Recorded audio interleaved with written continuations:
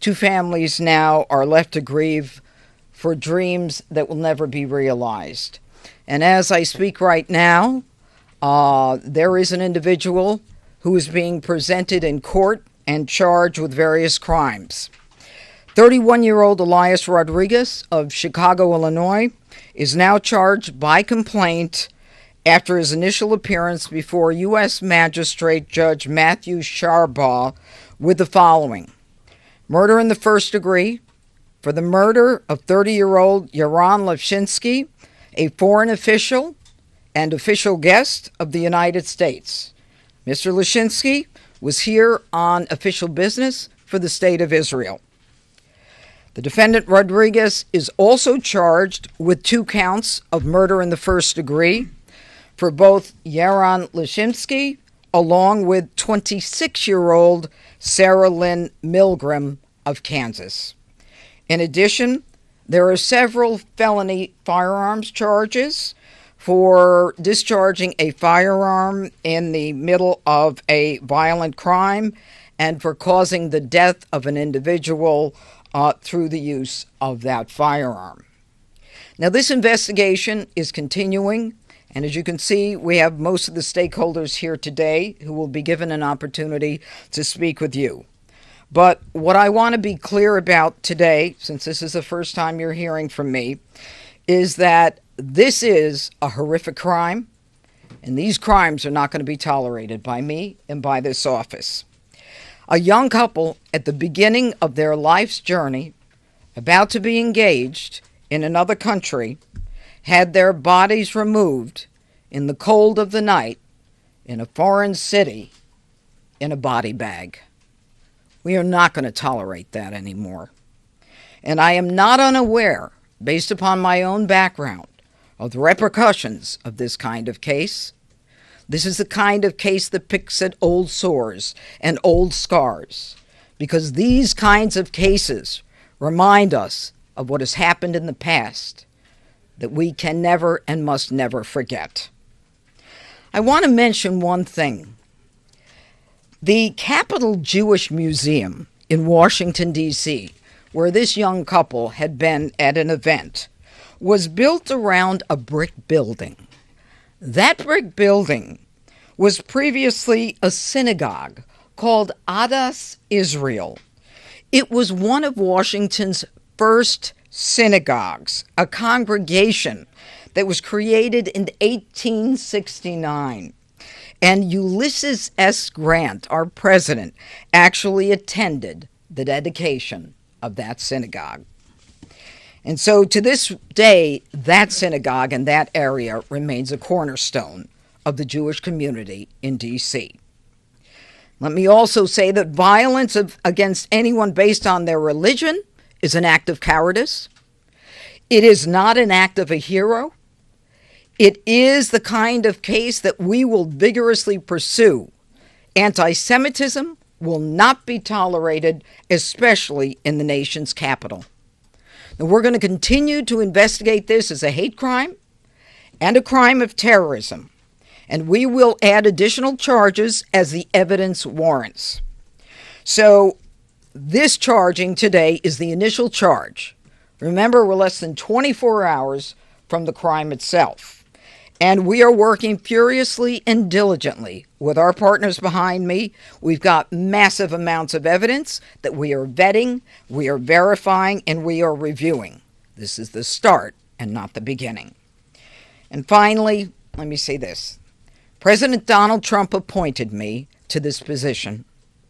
This is the nation's capital. We should all be proud of this capital. And the president wants D.C. safe. And I and the partners behind me are going to do everything we can to make people proud of this city, whether they're from this city, from the country, or from other parts of the world. Thank you. Now I'm going to call on Mayor Muriel Bowser. Good afternoon. I'm Muriel Bowser. I'm Mayor of Washington, D.C. I want to thank Judge Pirro for inviting us today. I'm joined by the Chief of the Metropolitan Police Department, Pamela A. Smith, Metropolitan Police Department is the local DC police. We are here to echo what the U.S. Attorney has said, that this crime will not be tolerated in our city. We're grateful for the partnership with our federal partners. MPD and the FBI have worked hand in hand on this investigation and will continue to do so. I also want to acknowledge our families in Washington, D.C. who are suffering and who are afraid and fearful for what this act has done to their sense of safety. But we know that feeling is represented around the globe. Earlier today, I convened a meeting with the Mayor's Interfaith Council, where we spoke with leaders of congregations and Jewish institutions across D.C., as well as D.C. council members and the Attorney General for Washington, D.C. We heard our leaders reiterate messages of love and solidarity with the Jewish community. Sadly, we have had practice standing together as a community to fight anti-Semitism, both in hate speech and in hateful acts. And so in this moment, we stand shoulder to shoulder as one community, united in love, but also committed to justice for this young couple. I also had the opportunity to speak with the Smalls family, and Sonny Smalls is well known in Washington, D.C., and his family has poured decades of time and love into making sure we have the Capitol Jewish Museum in Washington, D.C. And one special aspect of that museum is that it celebrates local Jewish life. It focuses on DC Jews and how they have been a part of our culture and building the city that we love. So once again, our city stands with our community, working with our institutions to make sure we have all the resources that we need to support them. And with that, Judge, I'll turn it over to Chief Smith. Good afternoon, everyone. I'm Chief Pamela A. Smith, the Chief of Police of the Metropolitan Police Department. Let me begin by reiterating my condolences to the family and friends of Yaron Lazinski and Sarah Milgram. I also want to thank Mayor Muriel Bowser, Judge Pirro, and Director Jensen for their collaborative effort and support around this tragic incident. What I also will say is that everyone at the Metropolitan Police Department is holding the family in their thoughts and in their prayers. Our detectives have been working around the clock in close partnership with our federal partners, and this effort regarding this investigation has been a collaborative effort. All of the agencies involved in this investigation have been coordinating seamlessly overnight. Members of the Metropolitan Police Department's Office of Homeland Security Intelligence are working in partnership with the FBI to analyze the suspect's activity prior to the shooting. Around D.C., and I want to speak specifically to the community here in the District of Columbia, around D.C. you will see an increased presence of law enforcement officers around the community. You will find us around our faith-based organizations. You will see an increased presence around our schools and places like the D.C. Jewish Community Center. We stand shoulder to shoulder with our Jewish community. I also met, along with Mayor Bowser, with some of our faith leaders.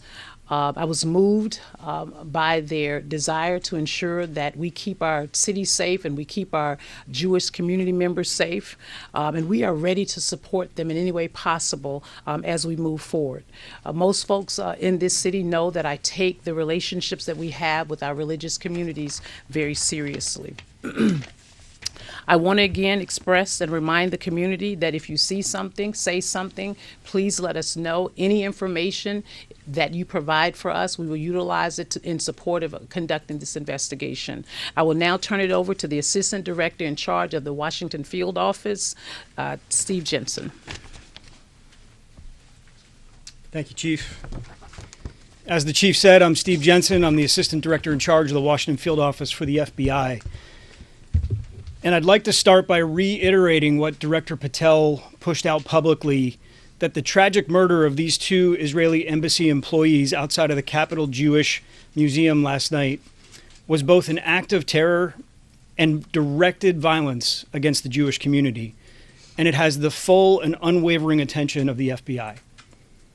The FBI Washington Field Office, JTTF, has been in lockstep with MPD, and with the assistance of FBI offices across the country, we're continuing to investigate and contact the subject's associates, his family members, and coworkers. We are also executing search warrants for his electronic devices, reviewing his social media accounts, and all of his internet postings.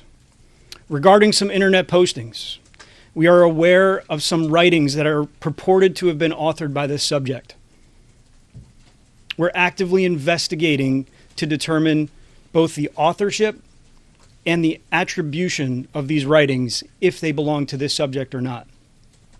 I'd like to thank our partners in the U.S. Attorney's Office for bringing these significant federal charges in quick order within 24 hours or less than of the time of this incident. Make no mistake, this attack was targeted anti-Semitic violence, and it won't be tolerated. These significant charges are a step towards restoring justice for the victims and their families, but our work is not done. The FBI will continue to pursue all leads and use all available resources to investigate this attack. We join MPD in affirming that there is no ongoing threat to this community. And we're also seeking assistance from the public. We do have gaps in this investigation currently. We know the subject landed in the DC area on May 20th and that he was taken into custody on May 21st. We're asking the public, anybody who had contact with the subject, anybody who knew his whereabouts or where he was located during that gap of time, to contact the FBI at 1-800-CALL-FBI or to submit an online tip at tips.fbi.gov. And with that, I will turn it back over to Judge. Thank you very Thank you, ma'am. much. All right, we'll take a couple questions. Go ahead. Yes, we had spoken to a witness who said that this was a private event, that it wasn't publicized. So is there any idea how he actually knew about this and showed up at this specific event? You know, that's something that we're investigating right now. I think that, Chief, you'd agree with me on that. That's the kind of thing. Do we know? And That's still under investigation. yeah, we're looking at that. There's a lot. Everybody understand. This is fluid. It's happening now. Go ahead. Madam U.S. Attorney, you mentioned terrorism. Can you speak to any possible nexus to terrorism? And Assistant Director Jensen, are you confident that this gunman acted alone? Is there any indication at this point that he was inspired? And then also curious if the chief has any concerns about copycat attacks. Well, first of all, let me say that we're going to continue, as I said, to investigate this as an act of terrorism and as a hate crime. And as we do so, we will bring additional charges whenever those charges are warranted and provable. And I suspect as we go forward, before we get to the grand jury itself, that there will be more charges added. Yes, sir. Has there been any indication from the investigation so far that the subject was on the radar for the FBI or some other investigative agency around the country? Was he involved in any activism that might have put him on the radar? And also, if you would also, on the issue of whether there were anybody else connected to him, obviously those writings were posted, and the timing of that, we're wondering whether you've seen any indication that someone connected to him might have been associated with posting those? So, a lot of questions. Okay. Let me try and break it down. Sorry. Chief, I think you addressed some of this yesterday when we first initially briefed the public on this matter. There was nothing in criminal records or in our holdings that indicated that this person was previously known to us or would have popped on our radar or MPD's radar.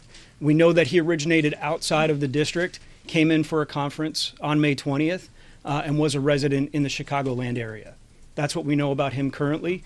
As far as associates, relatives, the reason we're checking associates and relatives is to put all the pieces together. There's a lot of unknowns. So known contacts, known relatives, known associates, these are basic investigative steps to put a composite picture together of who the subject is, what did people know about him, and who was he closest to. From that, we'll build out the investigation. Aside from that, I couldn't answer more.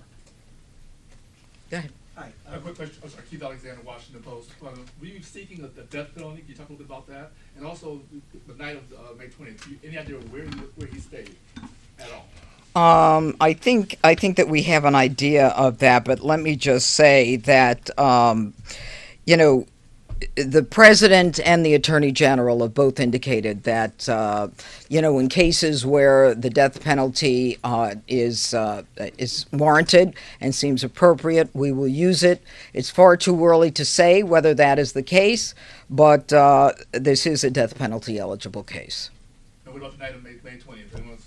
Do you want to talk about that, Chief? No, I think No. it's still a part of the investigation. Definitely still part of the investigation. Yeah, I don't want to get into the weeds. I think that right now he's been arraigned. He's been presented. Excuse me. It's in progress. It's in progress. Okay. Yes, sir. Can you just, Mr.